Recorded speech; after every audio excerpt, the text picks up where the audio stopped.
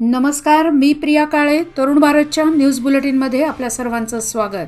आता पाहूया ठळक घडामोडी. बेळगाव मराठा समाजाला आरक्षण मिळावे यासाठी आणि मनोज जरांगे पाटील यांना समर्थन देण्यासाठी आज जत्तीमठ येथे बेळगाव सकल मराठा समाजाच्या वतीने बैठकीचे आयोजन करण्यात आले होते. मनोज जरांगे पाटलांच्या समर्थनात कॅन्डल मार्चचे आयोजन रविवार दिनांक 5 नोव्हेंबर रोजी करण्यात आले आहे. शहापूर छत्रपती श्री शिवाजी उद्यान येथून सायंकाळी 5 वाजता या मोर्चाला सुरुवात होणार असून धर्मवीर छत्रपती संभाजी महाराज चौक बेळगाव येथे सांगता होणार आहे. या मार्चमध्ये बहुसंख्य मराठा समाजाच्या बांधवांनी सामील व्हावे असे आवाहन बैठकीत करण्यात आले. यावेळी बेळगाव सकल मराठा समाजाचे पदाधिकारी आणि नागरिक उपस्थित होते. पुढील महिन्यात बेळगाव शहरातील सुवर्ण सौध येथे कर्नाटक हिवाळी अधिवेशन भरणार आहे. या पार्श्वभूमीवर जिल्हाधिकारी नितेश पाटील यांनी आपल्या कार्यालयाच्या सभागृहात अधिवेशनाच्या पूर्वतयारी संदर्भात संबंधित अधिकाऱ्यांची बैठक घेतली. यामध्ये निवास समिती, आवश्यक साहित्यांची खरेदी, वाहतूक व्यवस्था, इंधन समिती, आरोग्य समिती, सेवा आणि तक्रार निवारण समितीचे गठन करून रचना तयार करण्यात आली. तसेच नियुक्त समिती अधिकाऱ्यांनी आपापली जबाबदारी उचलत अधिवेशनाच्या तयारीला लागावे अशा सूचना जिल्हाधिकाऱ्यांनी केल्या. कर्नाटकातील काँग्रेस सरकारच्या सर्व शासकीय योजना ह्या अपयशी ठरल्या आहेत असा आरोप माजी आयजीपी व भाजपचे नेते भास्कर राव यांनी आज बेळगावात बोलवण्यात आलेल्या पत्रकार परिषदेमध्ये केला.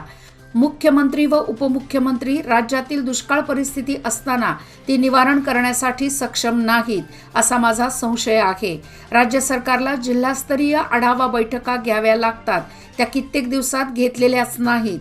गृहलक्ष्मी योजनेतही गोंधळ असून तुमच्याकडे पैसे नसताना जनतेला का फसवताय असे राज्यातील काँग्रेस सरकारवर घणाघाती आरोप भाजपचे नेते माजी आयजीपी अधिकारी भास्कर राव यांनी आज पत्रकार परिषदेमध्ये केला.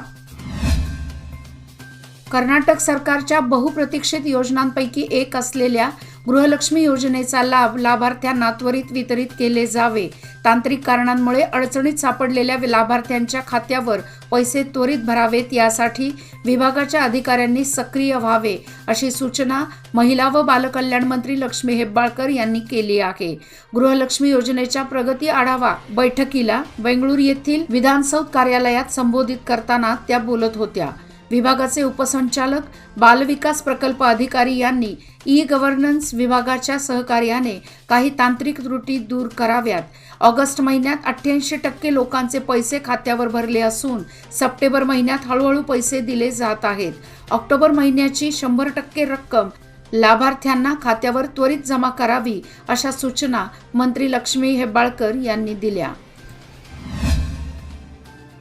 बेळगाव पालकमंत्री आणि सार्वजनिक बांधकाम मंत्री सतीश जारकीहोळी हे समर्थक आमदारांसह लवकरच विदेश दौऱ्यावर जाणार असून ते दुबई येथे जात असल्याची माहिती समोर आली आहे.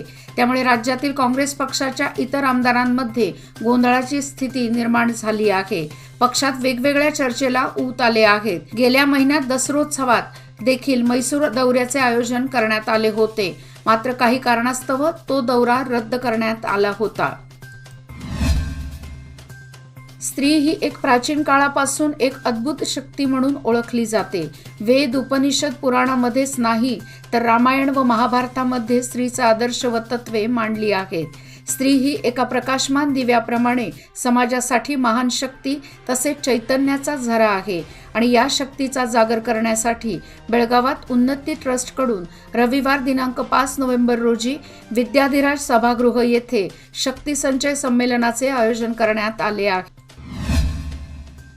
बेळगाव खडेबाजार येथील सुप्रसिद्ध सुवर्ण व्यावसायिक पोद्दार ब्रदर ज्वेलर्स यांच्यातर्फे क्लब रोड येथील इफा हॉटेल येथे दागिन्यांचे भव्य प्रदर्शन व विक्री शुक्रवार दिनांक 3 ते 5 नोव्हेंबर पर्यंत दररोज सकाळी 10 ते रात्री 8 वाजेपर्यंत आयोजित करण्यात आले आहे.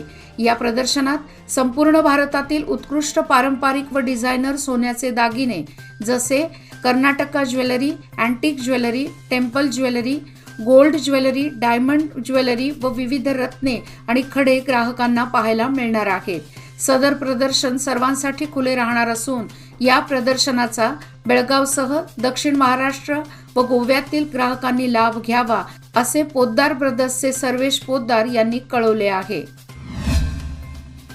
कणबर्गी नजीक भरधाव क्रुझर उलटून 5 जण जखमी झाले.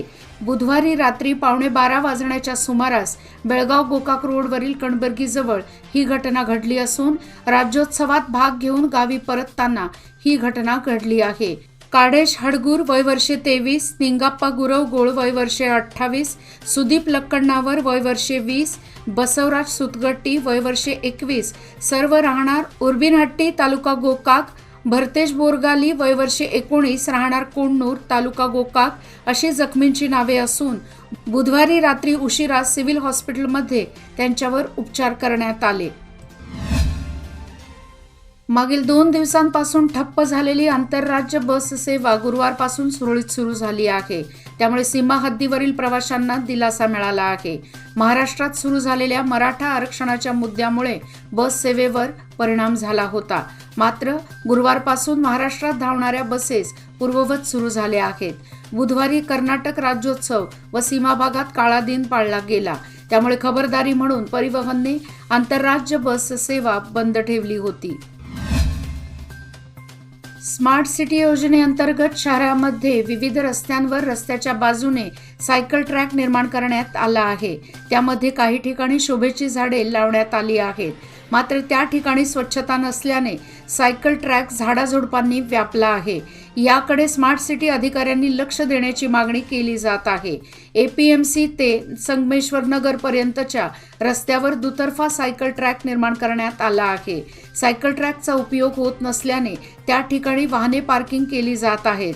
तर अनेक ठिकाणी विटा वाळू टाकण्यात आली आहेत. महानगरपालिकेने याकडे लक्ष देऊन स्वच्छता करण्याची मागणी केली जात आहे. नेहरूनगर येथील बसवण्णा मंदिर येथे सांडपाणी गटार भरून रस्त्यावरून वाहत असल्याने वाहनधारकांना याचा नाहक त्रास सहन करावा लागत आहे. याकडे महानगरपालिका लक्ष देणार का असा प्रश्न रहिवाशांसह वाहनधारकातून उपस्थित केला जात आहे. नेहरूनगर परिसरातून येणारे सांडपाणी सदाशिवनगर अजमनगर मुख्य रस्त्यावरून वाहत असल्याने वाहनांच्या वर्दळीमुळे सांडपाणी पादचाऱ्यांच्या अंगावर उडत आहे.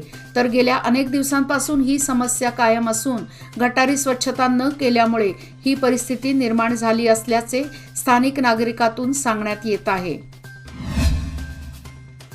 नियोजित जिल्हाधिकारी कार्यालयाच्या इमारतीसाठी राज्य सरकारकडून 100 कोटी अनुदान मंजूर करण्यात आले आहे.